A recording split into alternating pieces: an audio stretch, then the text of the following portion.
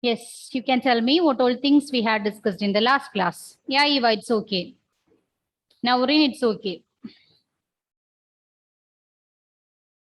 What about the topic? Lakshmi? We studied about non-polar covalent bond, polar covalent bond, dipole moment. Dipole moment. One more, resonance, right? Okay. So we have learned that this dipole moment, it's a vector quantity. Do you remember the definition of dipole moment? What was the equation to find out dipole moment? Anyone? John Philip, can you tell me? Equation to find out the dipole moment. mu is equal to q into r. Yeah, mu equal to q into r. Then what about the unit? Emmeline? Unit of dipole moment. D by unit. D by units. Okay. Then we have learned that this dipole moment, it's a vector quantity, right? Dipole moment, it's a vector quantity. Vector quantity means both magnitude and direction should be considered. Okay. Both magnitude and direction should be considered. That's why it belongs to the category vector quantity. Magnitude and direction.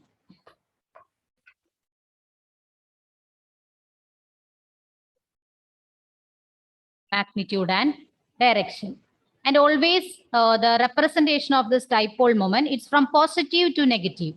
So dipole is vector quantity and it is depicted by a small arrow with tail on the positive center and head pointing towards the negative center. Clear, children? Dipole, it's a vector quantity and it is depicted by a small arrow with tail on the positive center and head pointing towards the negative center. So in the case of this example, HF, hydrogen fluoride, fluorine is the most electronegative element, right? So the head of this arrow, it is pointing towards the electronegative atom, that is fluorine. And its head towards the fluorine and its tail towards the hydrogen. Hydrogen, it is electropositive in nature. Here it is electropositive and fluorine, that is electronegative.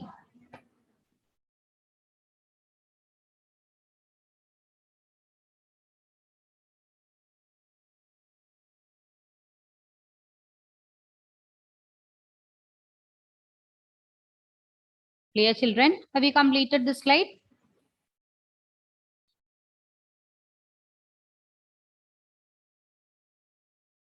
Children, please switch on your videos.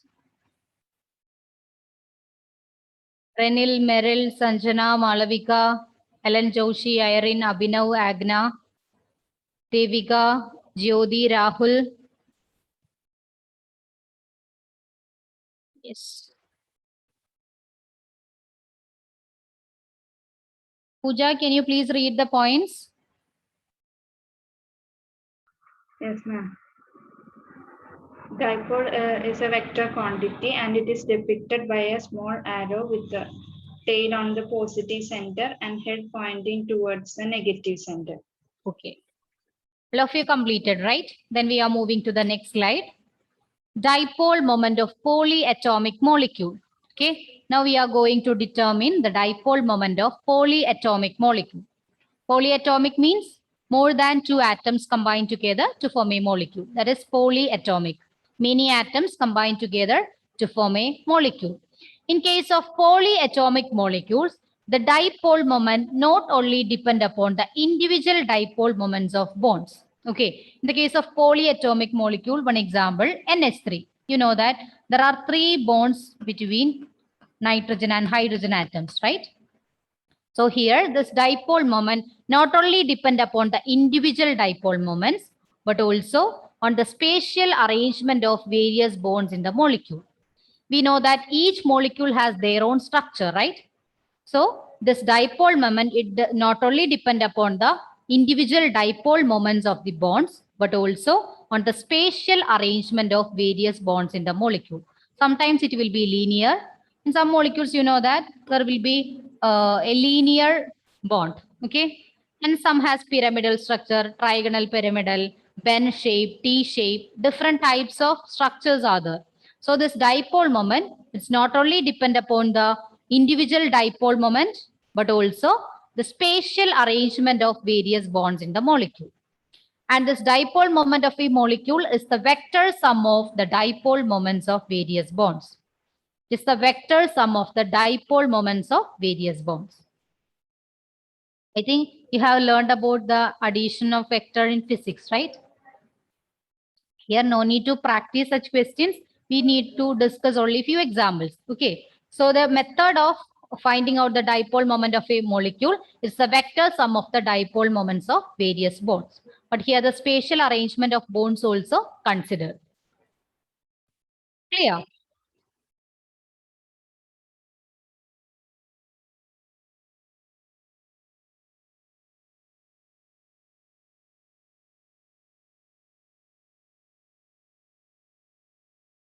Shabari, can you please read the points? Yes, ma'am. Dipole moment of polyatomic molecules. In case of polyatomic molecules, the dipole moments not only depend upon the individual dipole moments of the bonds, known as the bond dipoles, but also on the spatial arrangement of various bonds in the molecule. Dipole moment of a molecule is the vector sum of the dipole moments of various bonds. Okay.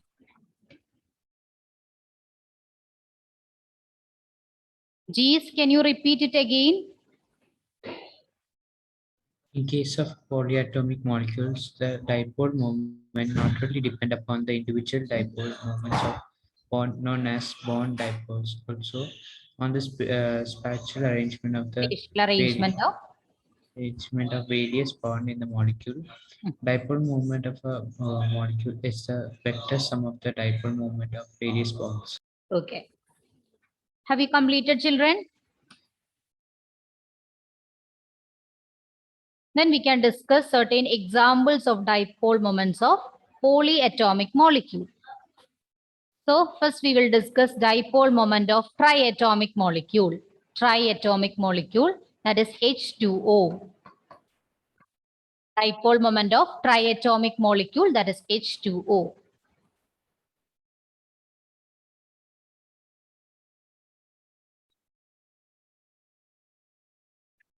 So according to the structure of this H2O molecule, it has a bend structure. Okay, you can see it in the figure. It has a bend structure like this. Oxygen, then hydrogen. 2 hydrogen atoms and 1 oxygen atom. It has a bend structure. And the 2 OH bonds. Okay, 2 OH bonds oriented at an angle of 104.5 degree. Here the bond angle is 104.5 degree. Bend shape, then 104.5 degree, that's the bond angle between 2 OH bonds. And here the dipole moment of water, that is 1.84 D. 1.84 D. D stands for D by. That's a unit of dipole moment, which is the resultant of dipole moments of 2 OH bonds. Here you can see there will be 2 dipole moments, right, between 2 oxygen hydrogen atom. So we can draw the dipole. Here in the case of oxygen and hydrogen, oxygen is the most electronegative. So we can draw its arrow like this. Head towards oxygen and tail towards hydrogen. Okay. Similarly, the next one also like this. The head towards oxygen, then tail towards hydrogen, because oxygen is more electropositive than hydrogen. So this is the actual structure of H2O molecule with dipole moment. So here the value 1.84 D, 1.84 D by, that's a vector sum of the resultant 2 dipoles. Okay, here you can see the 2 dipoles between oxygen and hydrogen atom. So the final value 1.84, that is the resultant of the dipole moments of 2 OH bonds. Okay, so it will depend upon the structure. Okay, sometimes the structure will be different. These 2 dipoles will cancel each other. We will learn certain examples. So that's why here we are considering the structure of molecule. Okay, structure of molecule.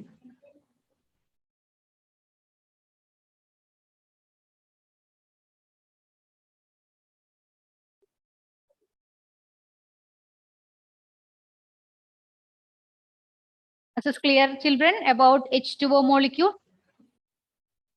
Here, the dipole moment, the head of this dipole moment, it will always towards the most electronegative atom, and that is oxygen, and hydrogen is the least electronegative atom. And here the dipole moment value 1.84 D or 1.84 D by units. That's the resultant dipole moment experienced by this molecule due to these two OH bonds. And here the bond angle is 104.5 degree. And it has a bend shape. Okay, it has a bend shape. Is this clear?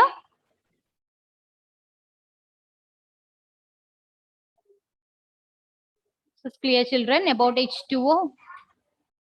Yes, ma'am. Yes. Sarah, can you please read? Water molecule that has bent structure with two OH bonds oriented at the angle of 104.5 degree. The dipole moment of a water is Dipole. yes, ma'am. Dipole moment. Okay. Dipole moment of a water is 1.84 T, which is the resultant of the dipole moment of two OH minus OH bond. H bonds. OH bonds, right? Sarah, are you okay now? Yeah, ma'am. Then shall I move to next slide, children? Have you completed this one? Okay. Then we can discuss the next example. This is clear for you? Is it clearly visible? Yes, Yes. ma'am. Okay. So next one we are discussing, that is BeF2. Okay.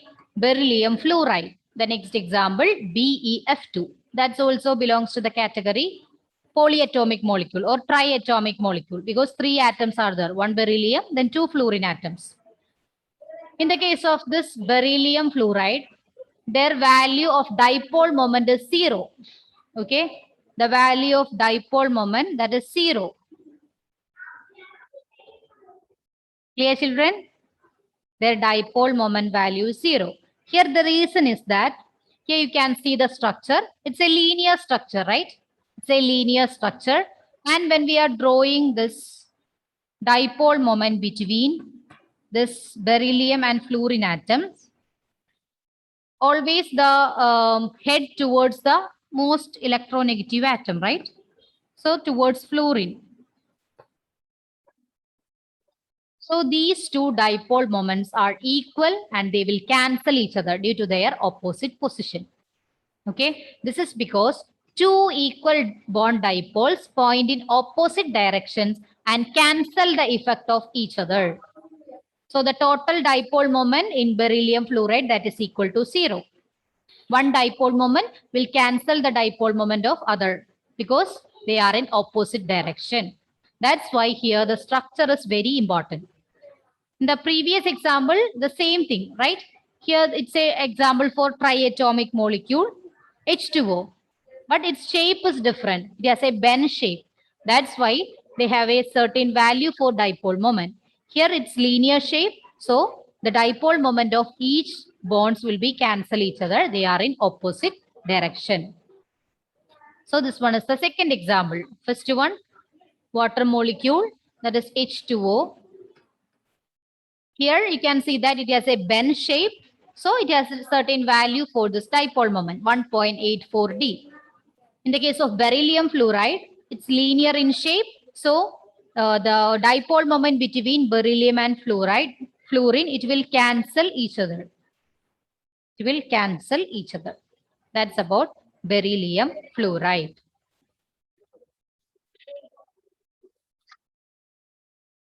Okay.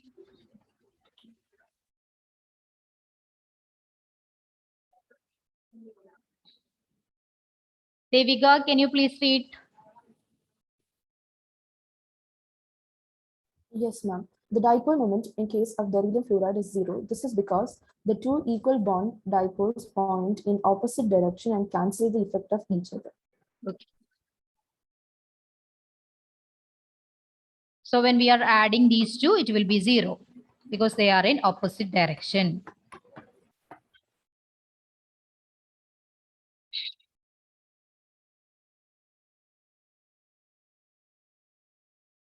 Have we completed?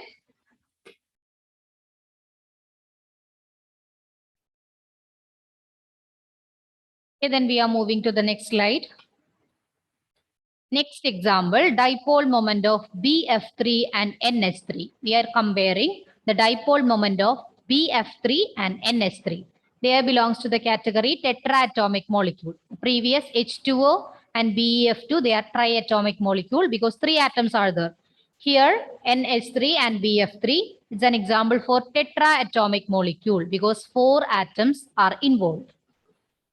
Okay. So here the dipole moment of BF3 molecule is 0, while that of NH3 is 1.49 D. When we are not considering their structure, both should have same values, right? But here we are considering their structure. That's why there will be variation in the dipole moment. Dipole moment of BF3 molecule is 0. Here you can see the structure of BF3. Okay, BF3. It has a symmetrical structure with 3 BF bonds are oriented at an angle of 120 degree to one another. Here, each angle is 120 degree. Okay, each angle is 120 degree. It has a symmetrical structure. So here also the resultant dipole moment will be 0 because they are in opposite direction. They are in opposite direction. So the dipole moment of 1 will be cancelled by other 2 dipole moments. This suggests that BF3 has symmetrical structure in which the 3 BF bonds are oriented at an angle of 120 degree to one another. The 3 bonds lie in one plane and the dipole moments of these bonds cancel one another, giving net dipole moment equal to 0. That's about BF3 molecule. But in the case of NH3, it has a fixed value that is 1.49 D. 1.49 D by. So here both are examples of tetraatomic molecule. Depending upon their change in structure, they have different dipole moments. In BF3 molecule, it is 0 and in NH3, it is 1.49 D.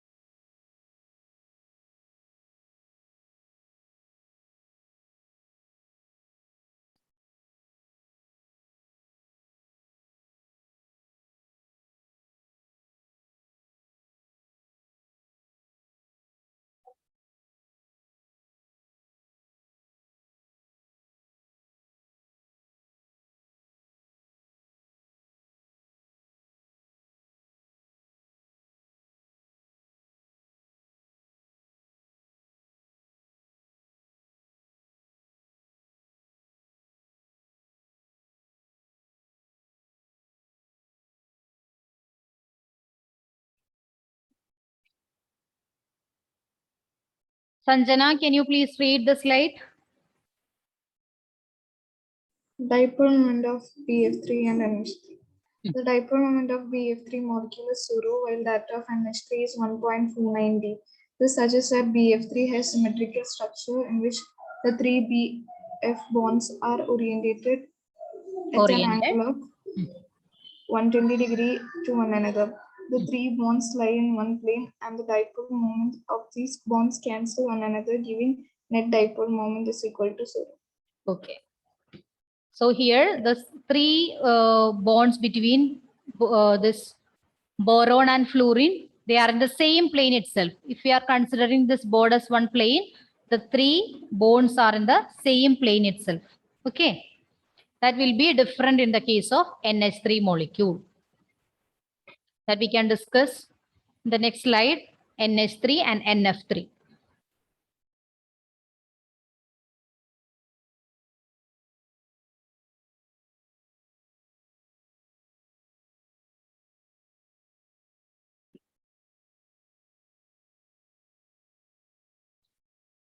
Finish, children? All of you?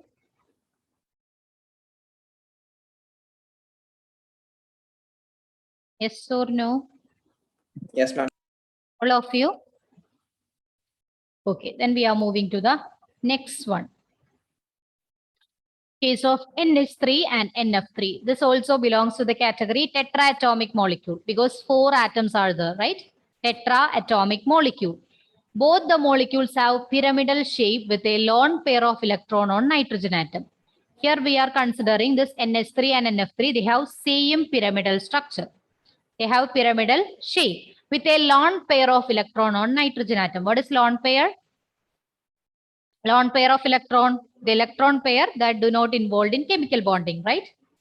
But it present in the valence shell. That is a lone pair of electron. So both the molecules have pyramidal shape with a lone pair of electron on nitrogen atom. The resultant dipole moment of NH3, it is greater than that of NF3. Okay. Here the shape is same and the lone pair is present on both nitrogen atoms. But the resultant dipole moment of NH3, it is greater than NF3. Greater than NF3. The case of NH3, the orbital dipole due to lone pair is in the same direction as the resultant performance of the NH bonds. When we are looking the structure of NH3 and NF3, the lone pair is in the same direction as the resultant performance of the NH bonds. Okay. Clear, children? I will show the structure. Just wait. Then the orbital dipole, because of lone pair, it decreases the effect of the resultant NF bond moments. So here in NH3, the lone pair is in same direction. That's why it has the greater value. But in the case of NF3, this lone pair, it's in opposite direction and it will decreases the effect of resultant NF bond moments. That's why it has less value compared to that of NH3. Then just you look at the two structures. First one NH3 and the second one is NF3. Okay. NH3 and NF3. Here the lone pair is represented as like this. Okay. Lone pair. So this, when you look at the direction of this dipole moment, here you can see all are in same direction, right? Upward. Both the bonds between nitrogen and hydrogen and the lone pair, they are in same direction. Okay. So they have a greater value of dipole moment, 4.90 into 10 raised to minus 30. 4.90 into 10 raised to minus 30 coulomb meter. That's the value. But in the case of NF3, here you can see that the direction of dipole moment between NF bonds and the lone pair, they are in opposite direction. Okay, they are in opposite direction. So their value will be decreases. Here you can see the value 0.80 into 10 raised to minus 30 coulomb meter. So here it is due to the difference in the position of this lone pair of electron and the bonds between nitrogen and respective atoms. Clear, children? So here the value of NH3, it is greater than NF3. Here it's in same direction. NF3, it is in opposite direction. That's the reason. Okay, then you can copy these points. Both the molecules have pyramidal shape with a lone pair of electron on nitrogen atom. The resultant dipole moment of NH3 is greater than that of NF3. In the case of NH3, the orbital dipole due to lone pair is in the same direction as a resultant performance of NH bonds. The direction of NH bond dipole and the lone pair dipole in same direction. So the orbital dipole, because of lone pair, it will decreases the effect of resultant NF bonds because here it is in opposite direction. So their value decreases.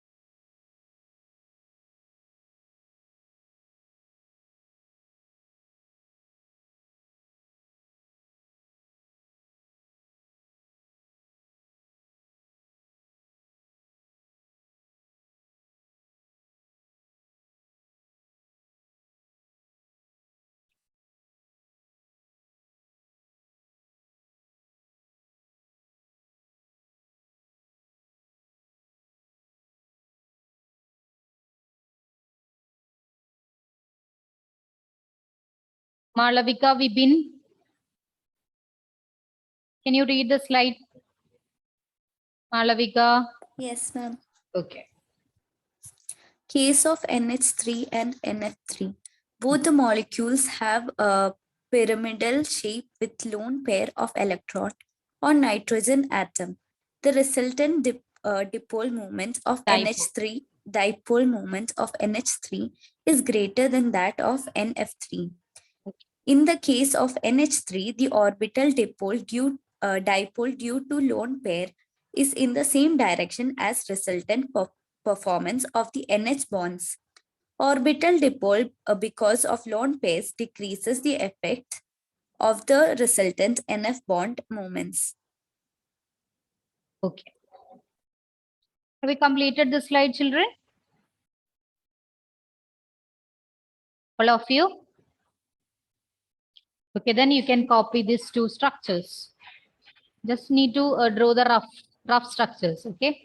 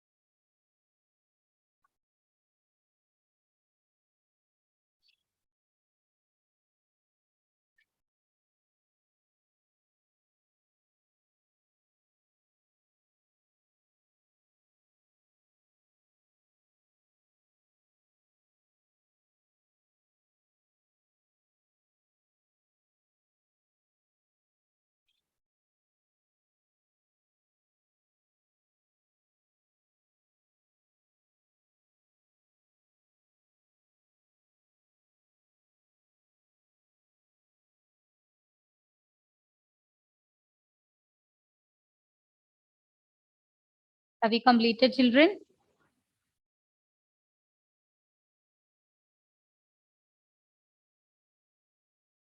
If it is not clear, that's in your textbook, okay? Page number 112.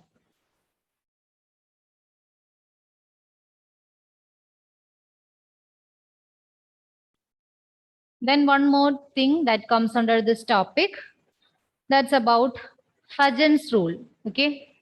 Fujian's rule. So before moving to Fujian's rule, you have to know one important thing. All the covalent bonds have some partial ionic character, okay? This covalent bond that is not completely pure in nature. Not only sharing take place, but some amount of ionic character is mixed.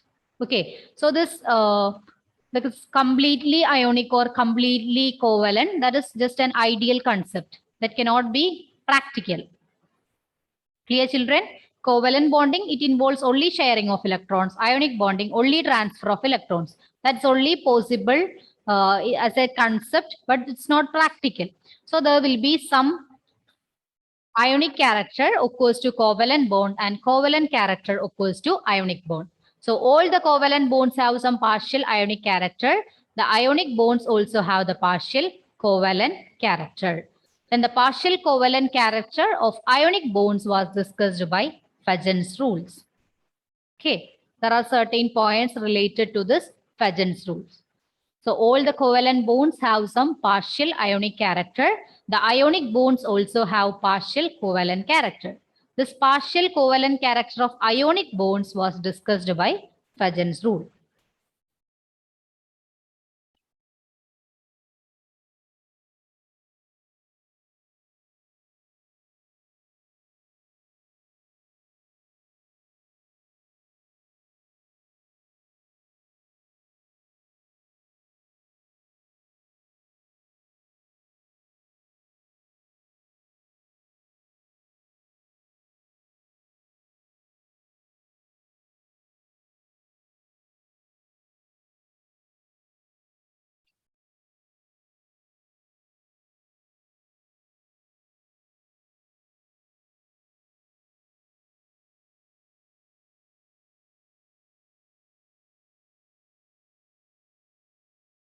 Then we can discuss the main points related to Fujian's rule. First point is that the smaller the size of the cation and larger the size of the anion, the greater the covalent character of an ionic bond. We told you there will be some chances for the covalent character in ionic bond itself, right? So the first possibility is that the smaller the size of the cation that is positively charged, if the size of this cation is smaller and the size of this anion is larger, then greater the covalent character for ionic bond. Okay, that's the first point. The smaller the size of the cation and larger the size of the anion, the greater the covalent character of an ionic bond. Then the second point is that the greater the charge on the cation, then greater the covalent character of the ionic bond. The greater the charge on the cation, the greater the covalent character of the ionic bond. That's the second point. So first one, if the size of the cation is smaller and the size of the anion will be large, then greater the covalent character of an ionic bond. And the second point, the greater the charge on the cation. That means it will depend upon the number of electrons donated, right? Yes. So if one electron is donated, it should have plus, then 2 electron, then 2 plus, like that. So the greater the charge on the cation, the greater the covalent character of the ionic bond. Okay. That's the second point.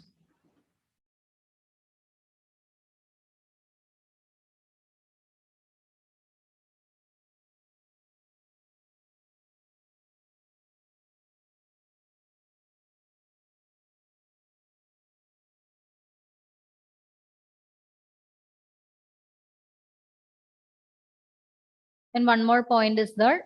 First, you can complete this slide. Then we can move to the next one.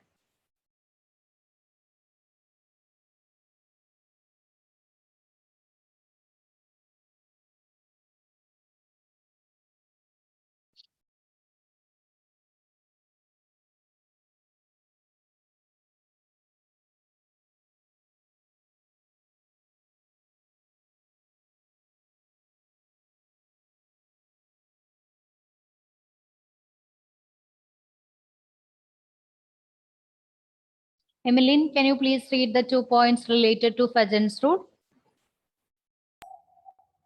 The smaller the size of the cation and the larger the size of anion, the greater the covalent character of the ionic bond. The greater the charge on the cation and the greater the covalent character of ionic bond.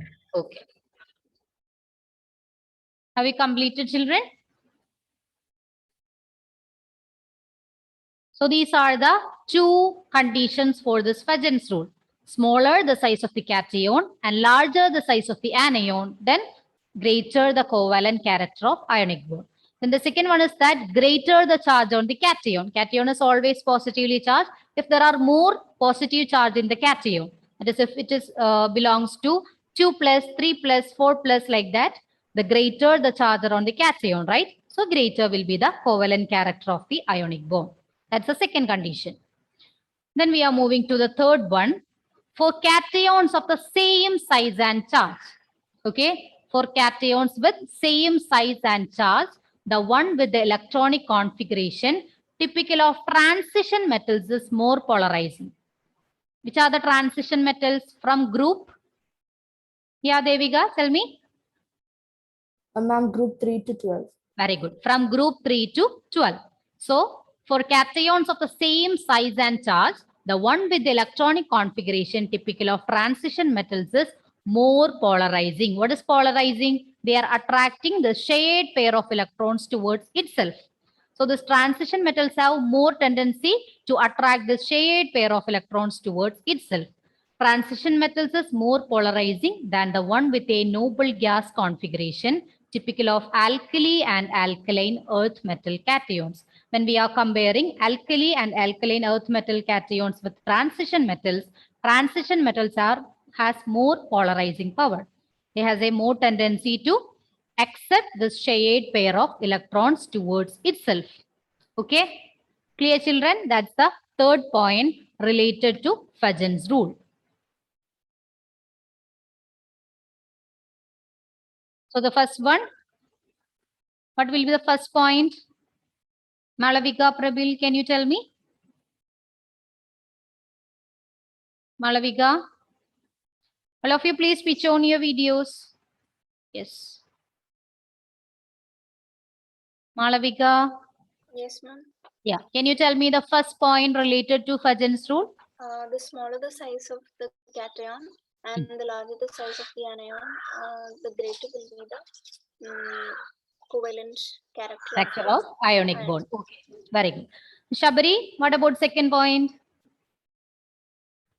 The greater the charge on the cathode, will be the covalent character of the ionic bond. Ionic bond. Then what about third one, Lakshmi? Same size and charge with the electronic configuration of transition metals, more is the polarization Compared to? noble gas.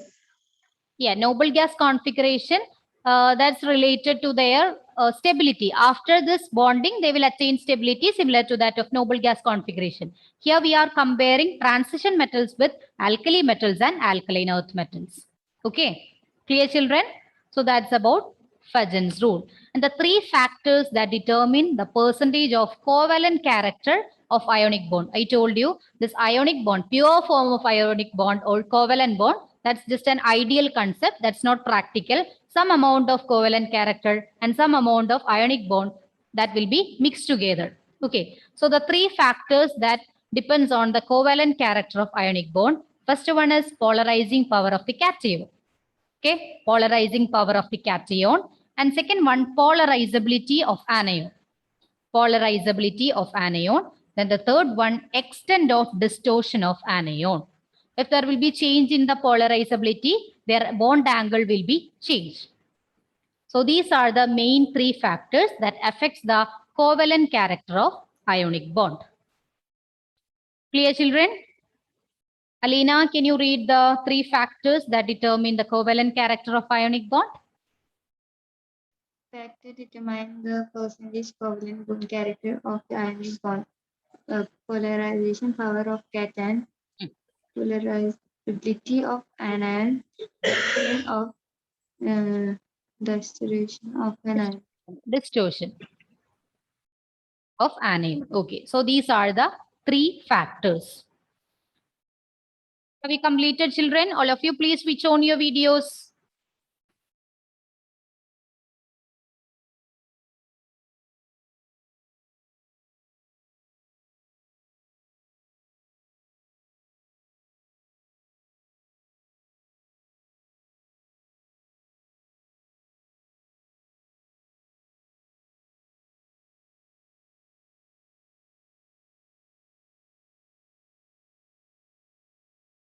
Have you completed, children?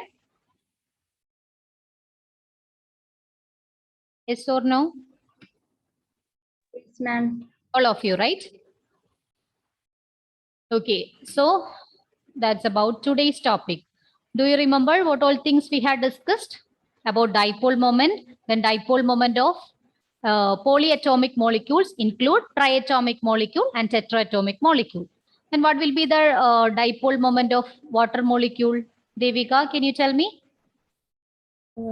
Yes, ma'am. Dipole moment of water is 1.84. Yeah. Then what about BeF2, John Philip? Beryllium fluoride? Dipole moment value? 4.90. Yeah. 4.90. Beryllium fluoride. 1.49.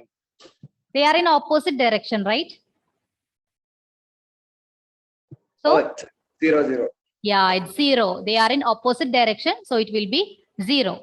Okay, so you have to consider this factor. Their shape is also considered along with the individual dipole moment. Okay, that's why the difference in dipole moment occurs for same type of molecule. Then what about the equation to find out the dipole moment? Alandina, can you tell me? Charge into separation of distance of separation. Yeah, charge into distance of separation between the centers of two atoms. Okay, so that's about dipole moment. Then what about the unit of dipole moment? Emmeline? Unit of dipole moment? D by. Yeah, it's d by unit. Okay, then you can just go through the main points related to Fujian's rule. Okay, so it's clear, children? Do you have any doubt? Anyone? No, ma'am. Okay, clear, right? So, thank you, children. See you in the next class. Bye. Okay, thank you. Thank you, ma'am. Thank you. Thank you.